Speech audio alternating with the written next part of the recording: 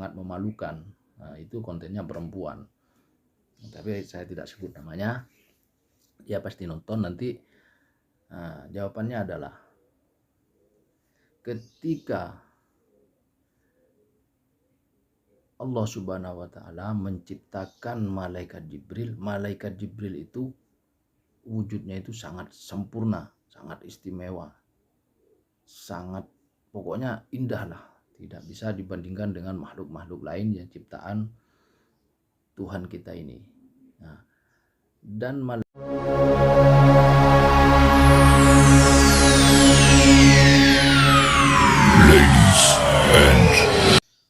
Oke, assalamualaikum warahmatullahi wabarakatuh. Selamat jumpa lagi dengan saya di channel Nandir Bidang.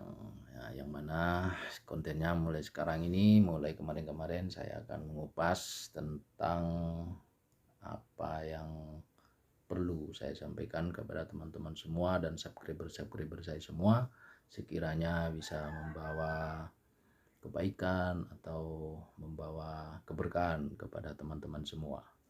Nah, sebelum kita lanjut ke pembahasannya, yang baru menemukan channel saya ini,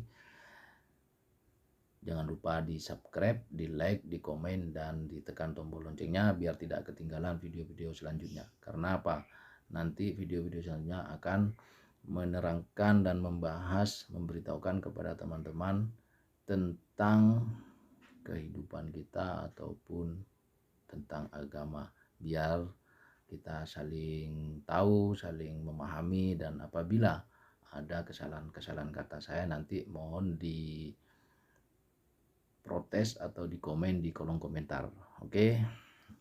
Untuk yang akan saya bahas sekarang ini, saya akan menjawab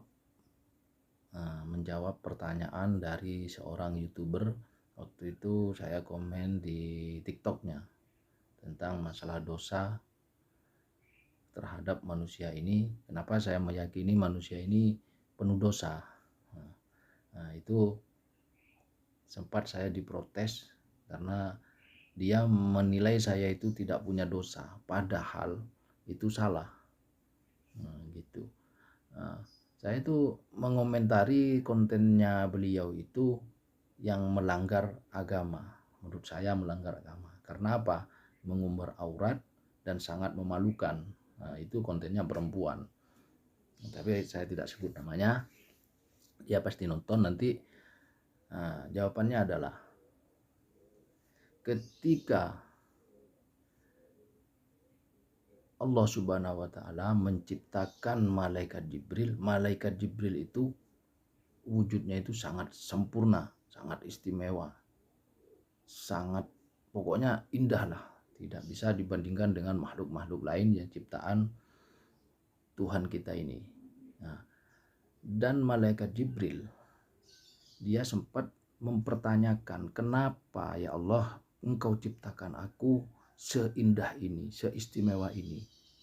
Dan Allah menjawab, saya menciptakan kamu sebagai makhluk yang paling istimewa, yang paling sempurna, karena aku tahu engkau adalah makhlukku yang setia dan menyembahku tanpa aku perintah.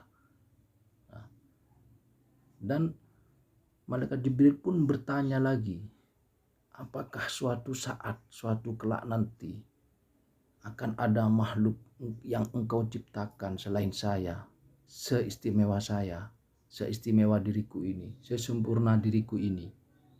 Nah, pertanyaan itulah yang akan menjawab dan akan menjelaskan kalau manusia itu penuh dosa. Nah, dengan jawaban yang Allah berikan kepada malaikat Jibril itu yang berbunyi, wahai malaikat Jibril yang taat kepadaku, aku akan ciptakan suatu saat di akhir zaman akan ada makhlukku yang paling mulia di atas bumi ini, dan beliau akan dijunjung, diagung-agungkan oleh para makhlukku atau para manusia-manusia di seluruh dunia, itu aku akan ciptakan makhluk itu. Akan tetapi perlu diketahui, wahai malaikat Jibril, makhlukku ini sangat mulia, sangat agung, tapi dia akan mempunyai umat yang penuh dosa, pendosa, penjina. Nah, jawaban Allah Subhanahu wa Ta'ala itu tidak bisa dipungkiri. Dan dia menyebutkan, yaitu makhlukku, Rasulku Muhammad,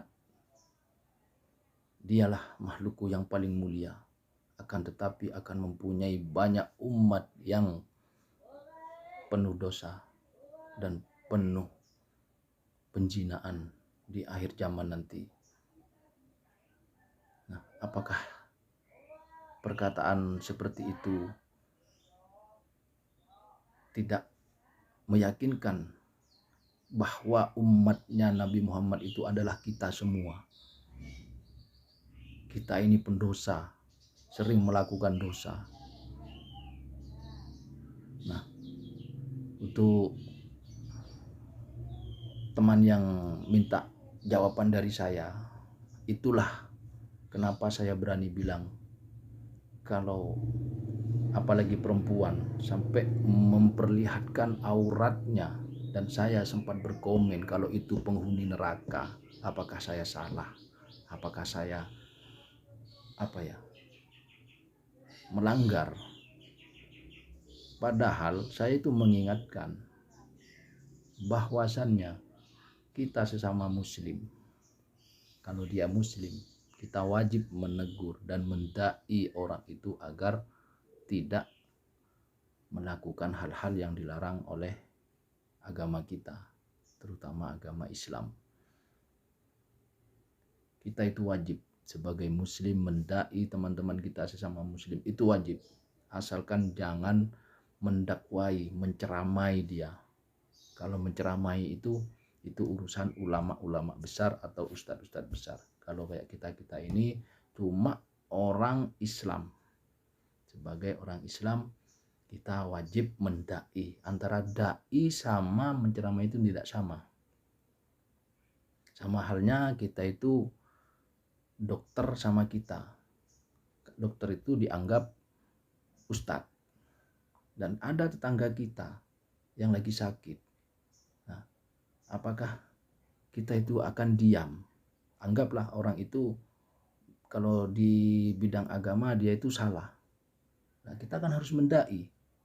Nah, apa bedanya orang sakit sama keagamaan kita ini? Nah, dia sakit tidak punya apa-apa, sedangkan kita punya mobil. Seandainya, nah, apakah kita itu tidak akan menolong beliau untuk menghantar beliau ke rumah sakit pakai mobil kita? Lah, inilah perbedaannya, persamaannya, mendai atau menolong. Karena kita punya mobil, nah kita kan wajib menolong itu pakai mobil kita. Lah, kita tidak bisa menyembuhkan, jamin tidak bisa menyembuhkan, karena kita bukan dokter, kita bukan ustadz. Nah, gitulah, kita bawa dia, tolong pakai mobil kita. Nah, inilah yang dinamakan dai. Nah, kita antar ke dokter, ke ahlinya, biar dia sembuh. Nah, itu maksud saya.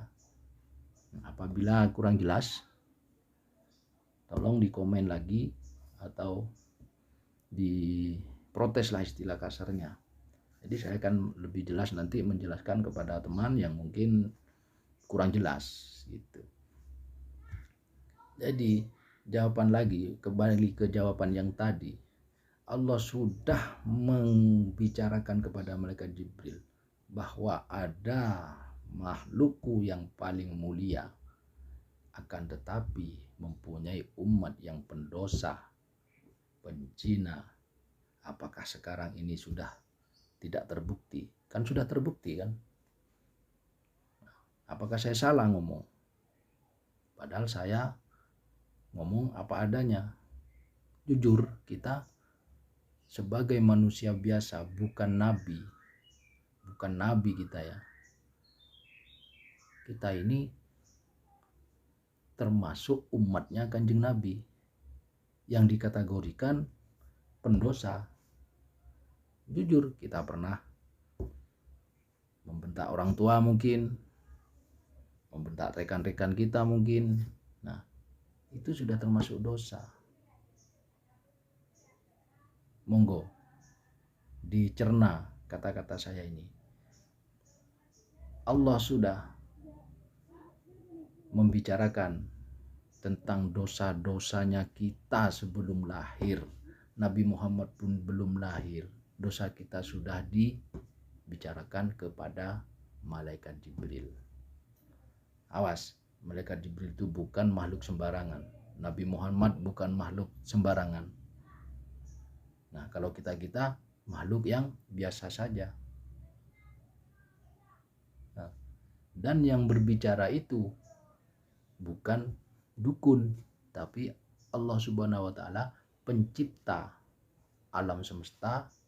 Tidak ada tandingannya di tempat manapun lah, tidak ada tandingannya. Kalau Allah Subhanahu wa taala sudah berani melontarkan kata-kata itu, pasti terjadi.